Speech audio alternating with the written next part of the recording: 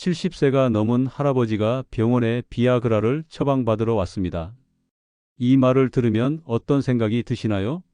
에이, 그 나이에 무슨 하고 고개를 절레절레 흔드실 분들도 계실 거예요.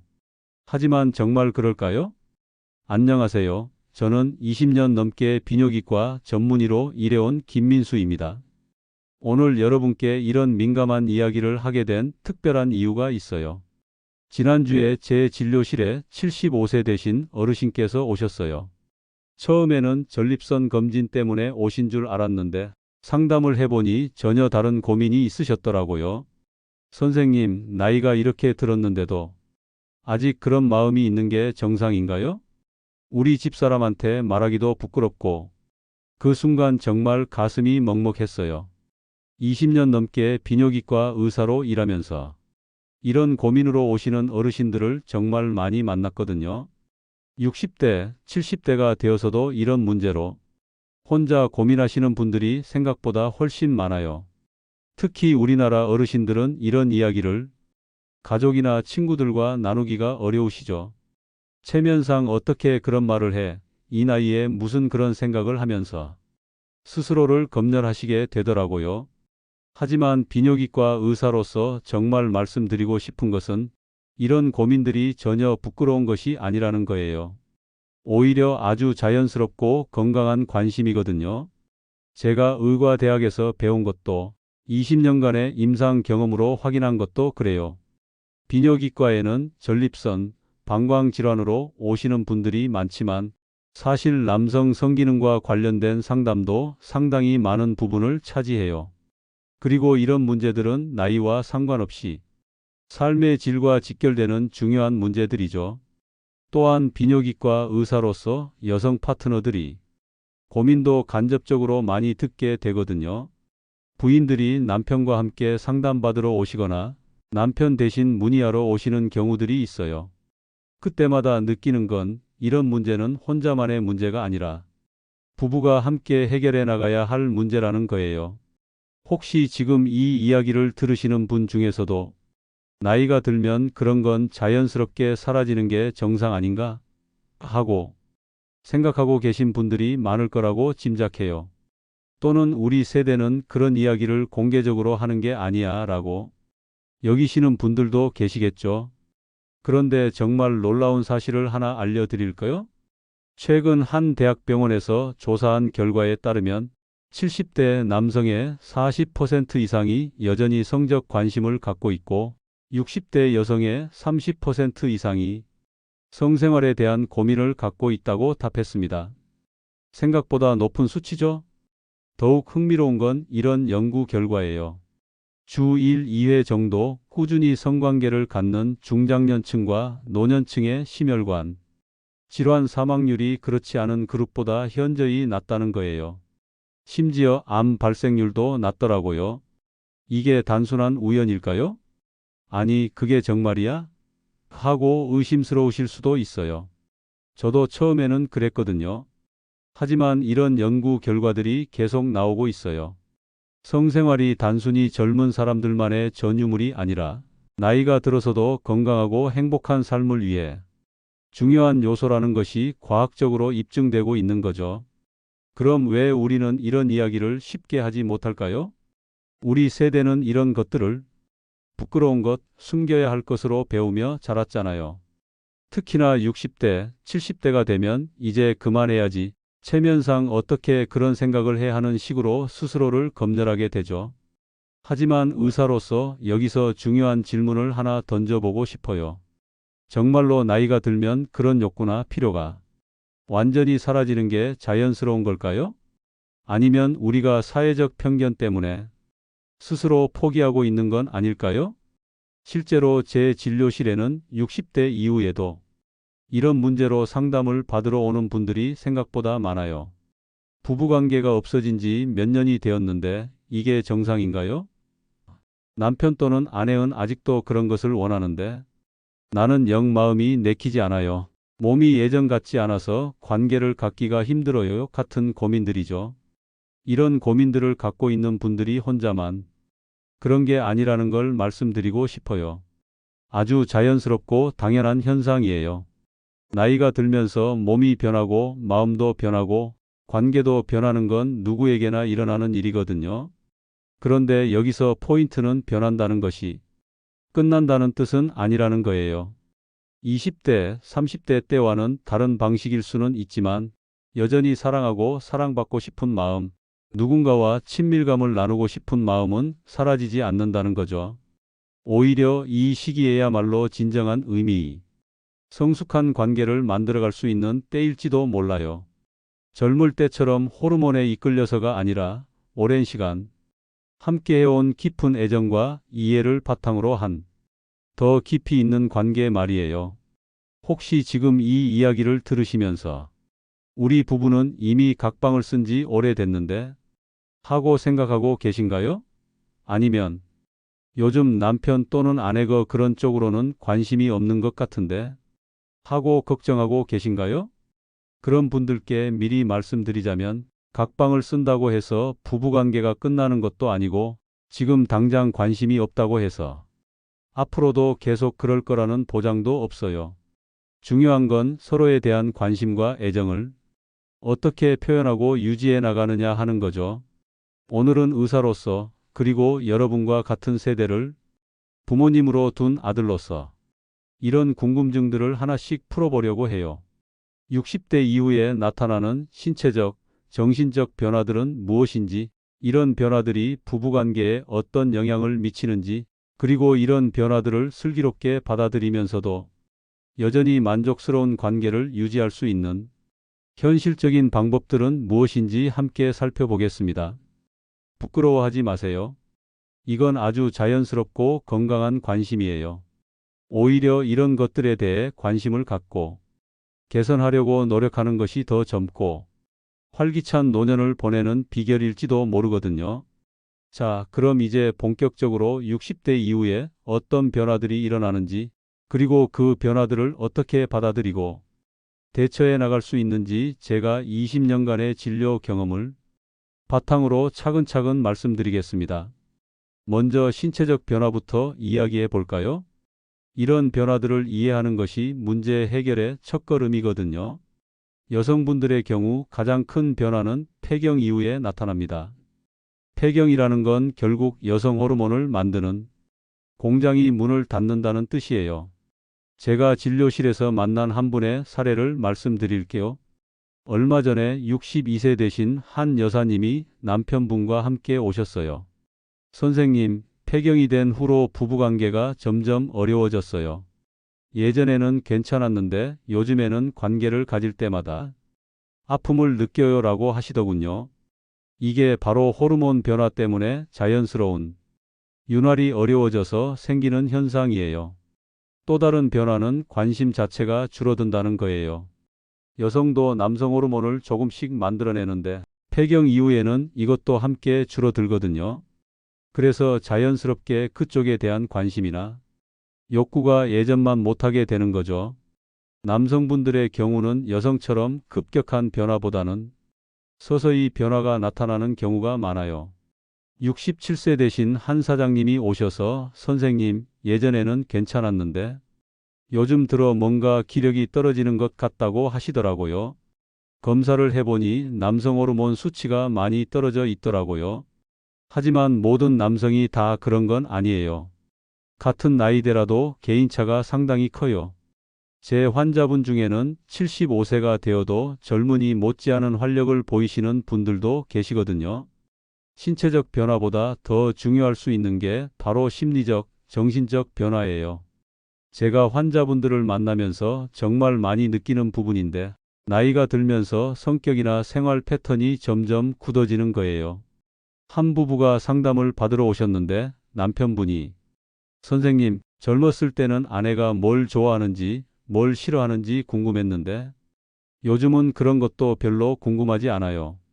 라고 하시더라고요. 아내분도 마찬가지였어요. 이게 바로 호기심의 감소예요. 젊을 때는 상대방에 대한 호기심이 자연스럽게 있었는데 나이가 들면서 이 호기심이 점점 줄어들어요. 서로에 대해 다 안다고 생각하게 되는 거죠. 하지만 정말 다 알까요? 사람은 계속 변하고 있는데 말이에요. 그럼 이런 변화들 때문에 친밀한 관계가 줄어들면 어떤 영향이 있을까요? 의학계에서 나온 연구 결과들을 보면 정말 흥미로운 사실들이 있어요. 꾸준히 친밀한 관계를 유지하는 중장년층과 노년층의 경우, 그렇지 않은 분들보다 전반적인 건강 상태가 더 좋다는 결과가 나와 있어요. 심혈관 질환이나 우울증 같은 것들의 발생률도 낮고요. 이게 단순히 관계 자체의 효과라기보다는 그런 관계를 유지할 수 있다는 것 자체가 전반적인 건강과 활력의 지표 역할을 한다고 봐야겠죠. 하지만 여기서 의사로서 꼭 말씀드리고 싶은 건 횟수나 형태가 아니라 서로가 만족하는지가 더 중요하다는 점이에요. 그럼 이제 의사로서 실질적인 해결책들을 말씀드릴게요. 첫 번째, 의학적 도움을 받는 것이에요. 요즘은 이런 문제들에 대한 의학적 해결책들이 많이 발전했어요. 여성의 경우 적절한 호르몬 보충이나 윤활제 사용 등으로 많은 개선을 볼 수 있고, 남성의 경우도 필요하다면 호르몬 검사를 받아보고 적절한 치료를 받을 수 있어요. 앞서 말씀드린 62세 여사님 같은 경우 상담받고 적절한 치료를 받으신 후에 많이 개선되셨어요. 처음에는 부끄러워서 병원 가기가 망설여졌는데 가보니까 생각보다 흔한 문제더라고 하시더라고요. 두 번째, 의사소통의 개선이에요. 이게 제가 환자분들에게 가장 강조하는 부분인데 가장 중요하면서도 가장 어려운 부분일 수 있어요. 하지만 대화 없이는 해결책이 없어요. 30년, 40년을 함께 살아온 부부인데 갑자기 이런 이야기를 어떻게 꺼내냐고 하시는 분들이 많은데 사실 그렇게 어려운 것만은 아니에요. 예를 들어, 요즘 우리 좀 멀어진 것 같지 않아? 하는 식으로 자연스럽게 시작할 수 있거든요. 제가 기억하는 한 부부의 경우 남편분이 용기를 내서 여보, 우리 요즘 너무 각자 살고 있는 것 같지 않아? 좀 더 가까워질 수 있는 방법이 없을까? 라고 말씀하신 거예요. 처음에는 아내분이 당황하셨지만 결국 둘이 진솔한 대화를 나누게 되었고 그 후로 관계가 많이 개선되셨다고 해요. 세 번째, 호기심을 되찾는 것이에요. 이게 제가 환자분들에게 항상 강조하는 정말 중요한 포인트예요. 나이가 들어서의 호기심은 자연스럽게 생기는 게 아니라 의식적인 노력이 필요해요. 예를 들어 함께 새로운 취미를 시작해 보는 것도 좋은 방법이에요. 댄스 교실, 요리 교실, 여행, 동호회 같은 활동을 함께 하다 보면 상대방의 새로운 모습을 발견하게 되고 그게 다시 호기심으로 이어질 수 있어요. 네 번째, 각방 사용에 대한 편견을 버리는 것이에요. 제 환자분들께도 항상 말씀드리는 건데 각방을 쓴다고 해서 부부관계가 끝나는 것은 아니에요. 오히려 각자 편안하게 잠을 자고 나서 더 좋은 컨디션으로 서로를 대할 수 있을 수도 있거든요. 중요한 건 평상시에 얼마나 서로에게 관심을 보이고 애정을 표현하느냐 하는 거예요. 다섯 번째, 건강관리의 중요성이에요. 의사로서 정말 강조하고 싶은 부분인데 결국 모든 활동의 기본은 건강이잖아요. 특히 혈액순환과 관련된 건강관리가 중요한데 금연, 절주는 기본이고 당뇨나 고혈압 같은 만성질환이 있으시면 꾸준히 관리하시는 게 좋아요. 마지막으로 자기 자신을 아는 것의 중요성이에요. 나이가 들수록 내가 정말 무엇을 원하는지, 무엇이 나를 행복하게 만드는지를 명확히 아는 것이 중요해요. 그래야 상대방에게도 그것을 전달할 수 있거든요. 제가 20년 넘게 환자분들을 만나면서 깨달은 건 나이가 들어도 사랑하고 사랑받고 싶은 마음은 변하지 않는다는 거예요. 다만 그 표현 방식이나 접근 방법이 달라질 뿐이죠. 이런 변화를 자연스럽게 받아들이면서도 서로를 향한 관심과 애정을 계속 키워나가는 것, 그것이 건강하고 행복한 노년기를 보내는 비결이라고 생각해요. 지금까지 비뇨기과 의사로서 60대 이후 노년기 성생활에 대한 이야기를 함께 나눠봤습니다. 처음에는 이런 이야기를 내가 듣고 있어도 되나? 하셨던 분들도 이제는 아, 나만 고민하는 게 아니구나 하는 마음이 드실 거예요. 20년 넘게 의사로 일하면서 정말 많은 어르신들을 만났는데 오늘 이 시간을 통해서 한 가지 분명하게 말씀드리고 싶은 것은 나이가 들었다고 해서 사랑하고 사랑받고 싶은 마음, 누군가와 친밀감을 나누고 싶은 마음이 사라지는 것은 전혀 부끄러운 일이 아니라는 것입니다. 제 진료실에서 만난 수많은 어르신들을 보면서 느낀 건 오히려 이런 관심을 갖고 계신다는 것 자체가 여전히 삶에 대한 열정과 활력을 잃지 않으셨다는 증거라는 거예요. 많은 분들이 나이가 들면 이제 그런 건 젊은 사람들이나 하는 거지라고 체념하시는데 의학적으로 봤을 때 전혀 그렇지 않아요. 실제로 제가 만난 70대, 80대 환자분들 중에서도 여전히 배우자에 대한 애정을 표현하고 싶어 하고 더 가까워지고 싶어 하는 마음을 갖고 계신 분들을 보면 정말 아름답다는 생각이 들어요. 의사로서 이런 분들을 만날 때마다 이분들이야말로 진정으로 젊은 마음을 가진 분들이구나 하는 생각을 하게 되거든요. 물론 젊을 때와는 다른 어려움들이 있어요. 몸이 예전 같지 않고 체력도 떨어지고 여러 가지 건강상의 문제들도 생기죠. 하지만 의사로서 말씀드리는 건 이런 어려움들이 있다고 해서 완전히 포기해야 하는 것은 아니라는 거예요. 오히려 이런 변화들을 현명하게 받아들이면서 새로운 방식의 친밀감을 만들어갈 수 있는 기회로 삼을 수 있어요. 예를 들어 젊을 때는 주로 신체적인 매력이나 열정에 의존했다면 이제는 오랜 시간 함께 살아오면서 쌓인 깊은 이해와 애정을 바탕으로 한더 성숙한 관계를 만들어갈 수 있잖아요. 제가 환자분들을 상담하면서 항상 강조하는 것은 서로의 몸과 마음의 변화를 이해하고 배려하면서 젊을 때와는 다른 차원의 사랑을 경험할 수 있다는 거예요. 이것이야말로 나이가 들면서 얻을 수 있는 특별한 선물이 아닐까 합니다. 또한 이 시기야말로 진정한 의미의 소통이 가능한 때일 수도 있어요.